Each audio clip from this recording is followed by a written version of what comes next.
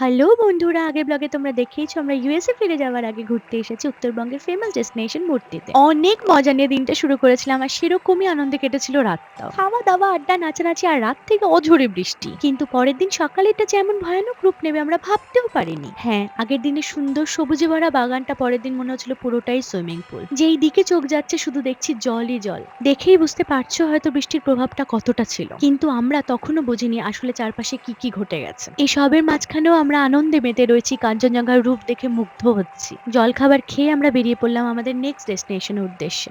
আসার সময় যেই মূর্তি নদীকে আমরা শান্ত রূপে দেখেছি, যাওয়ার সময় তার রূপ বদলে গেছে। মোমো দেখা।